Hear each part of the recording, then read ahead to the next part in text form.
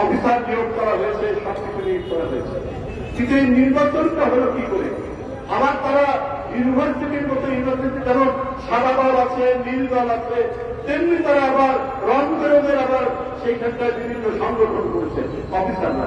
এইটা আমিও ব্যাংকের চেয়ারম্যান ছিলাম, আমি কখনোই ব্যাংকের অফিসারদের একটা কল্যাণ সাথে থাকতে পারি, কিন্তু সেখানে রং বেরং নীল দল, সাদা দল বা কোন রাজনৈতিক দল, তাদের কোন সংগঠন থেকে আমরা জানি না। এইটা উদ্দেশ্য প্রণোদিত। বাংলাদেশ ব্যাংকের গভর্নর সাহেব, আপনি অনেক মাঝে মাঝে দেখি আপনি আন্দোলনের যে স্প্রিট, সেই স্প্রিট অনুযায়ী কথা বলেন, এজন্য আপনি ধন্যবাদ দেব না। কিন্তু আপনার ওইখানে কি হচ্ছে? তারা এখানে এই নির্বাচন করছে, আবার ভরাও করে বলে যে তারা নাকি আওয়ামী লীগ সমর্থিত নীল দল সেখানে জিতেছে। আজকে যে ঘাপটি মেরে থাকা যে টাকাগুলো, এই টাকাগুলো পাচারের ক্ষেত্রে এই লোকরাই জড়িত আছে, এদেরকে অ্যাপয়েন্টমেন্ট দেওয়া হয়েছে 15-16 বছর ধরে, তারা এখন ভিতরে ষড়যন্ত্র করছে।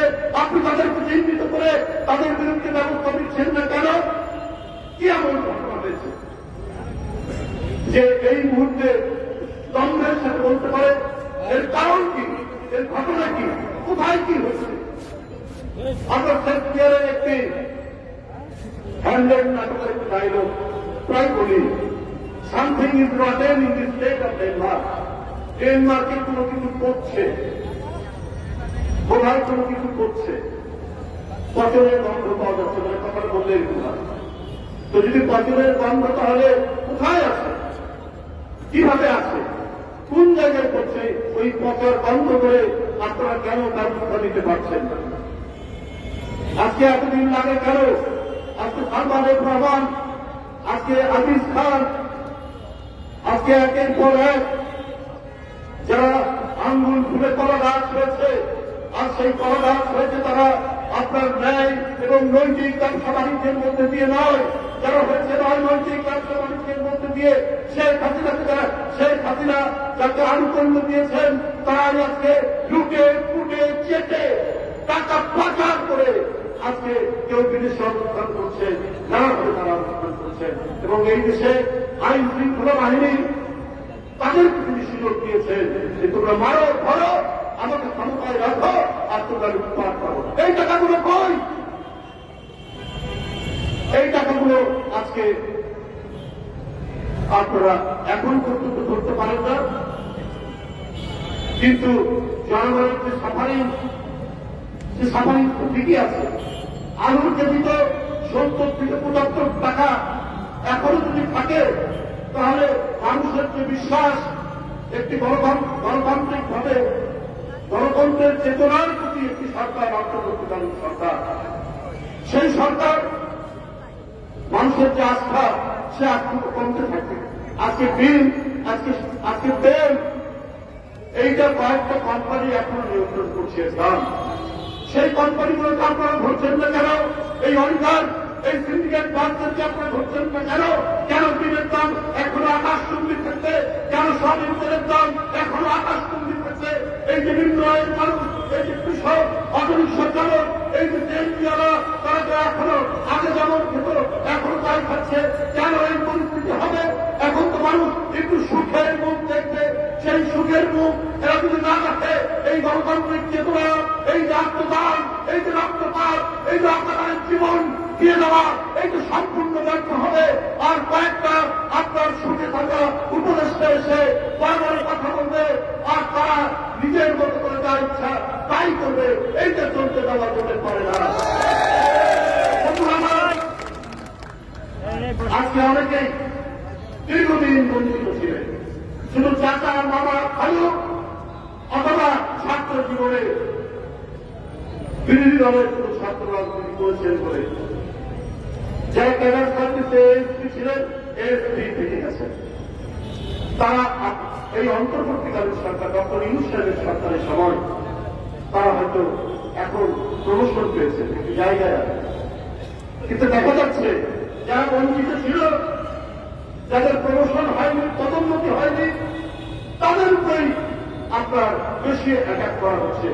কোন উপদেষ্টা এই জিনিসটা তারা করছে, তাদের বিরুদ্ধে বেশি ব্লেম দেওয়া হচ্ছে। আমরা দেখতে পাচ্ছি, আমরা স্পষ্টভাবে দেখতে পাচ্ছি ছাত্র জীবনে হয়তো ছাত্র দল করেছে, কিন্তু তো মেধার জোরে, সেই তো মেধার জোরে আপনার সে বিসিএস পরীক্ষায় উত্তীর্ণ হয়েছে, তাকে 15-16 বছর হয়তো পদোন্নতি দেওয়া হয়নি, শুধুমাত্র তার ছাত্র জীবনের ব্যাকগ্রাউন্ডের কারণে, অথবা চাচার শ্বশুর অথবা আমার শ্বশুর বিএনপি করে এই কারণে দেওয়া হয়।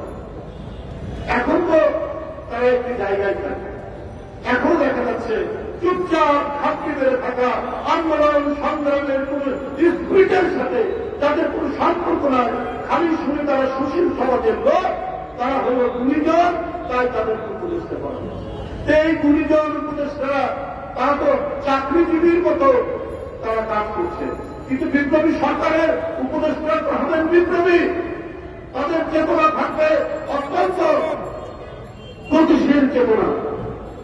তা না করে বাংলাদেশে কি আর উপযুক্ত লোক নেই সরকার চালানোর জন্য, যে তাদেরকেই মাথায় করে নিয়ে এসে তারা এখন তাদের পছন্দ মতো কাজ করবে? এইটা আমরা ডক্টর ইউনূস সাহেবের কাছে আমরা আবেদন জানাতে চাই, আমাদের কাছে অনুরোধ জানাতে চাই। গণবিচ্ছিন্ন মানুষ কোনদিনই জনগণের উপকারে কাজে লাগে না। গণবিচ্ছিন্ন মানুষ কখনোই কল্যাণকামী এবং বিপ্লবী কোন কাজ করতে পারে না। বন্ধুরা আমার, আমি বক্তব্য দীর্ঘায়িত করব না। আমি আজকে এই সভায় আমি যারা উপস্থিত যারা সবাই প্রতিনিধি নয়, আজকে শ্রমিকদের বিরুদ্ধে এখানে উপস্থিত আছেন, এবং শুধু শ্রমিকই নয়, যারা এই গণতান্ত্রিক আন্দোলনে তাদের পরিবারের অনেকেই আত্মহুতি দিয়েছে, যাদের সন্তানরা লেখাপড়া করতে, তাদের যাতে লেখাপড়া হয়, তারা যেন লেখাপড়া চালিয়ে যেতে পারে, এইটি আজকে অন্তর্বর্তীকালীন সরকার ডক্টর ইউনূস সাহেবের প্রতি আমাদের অনুরোধ। আজও কেন আমি বঙ্গুতে 4-5 দিন আগে গিয়েছিলাম, আমি এবং জাতীয় স্থায়ী কমিটির সদস্য তার সভাপতি আহমেদ, যিনি প্রায় 9 বছর ভারতে যাকে মুখ করে রাখা হয়েছিল, বাংলাদেশে ঘুম করে ভারতে পাঠানো হয়েছে, আমরা গিয়ে দেখেছি। এখনো 86 জন শুধু বঙ্গুতে কাটছে, কারো পায়ের মাংস খুলে গেছে, কারো পিঠের মাংস খুলে গেছে, কারো এক চোখে গুলি ঢুকে চোখ ব্যান্ডেজ অবস্থায় আছে। এদের দায়িত্ব কি রাষ্ট্র নেবে না?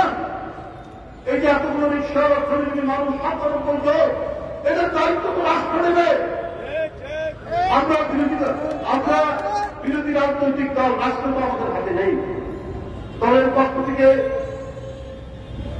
দলের ভারপ্রাপ্ত চেয়ারম্যান তিনি সর্বাত্মক ভূমিকা নিয়েছেন, তারা আমাদেরকে পাঠাচ্ছে।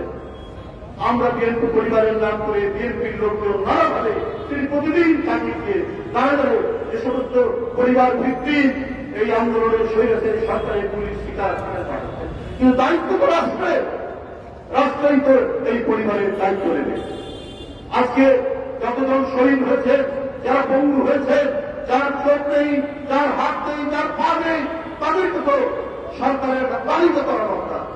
সেই তালিকা করে তাদের হয় মাসিক ভাতা বা পরিবারকে উপার্জন থাকলে তাকে উপার্জনের ব্যবস্থা করা, এটা তো সরকারের দায়িত্ব। আমি আবারও দাবি জানাচ্ছি আজকের এই সমাবেশ থেকে, যে সমস্ত রিক্সা চালক ভাই, যে সমস্ত শ্রমিক দলের নেতারা, শ্রমজীবী মানুষ মারা গেছেন প্রায় 97 জন, তাদের পরিবারের দায়িত্ব, তাদের ভাতার দায়িত্ব রাষ্ট্রের, অবিলম্বে তাদের পরিবারের ভরণ পোষণের সম্পূর্ণ দায়িত্ব রাষ্ট্র নেবে, এই দাবি আমি করছি অন্তর্বর্তীকালীন সরকারের কাছে।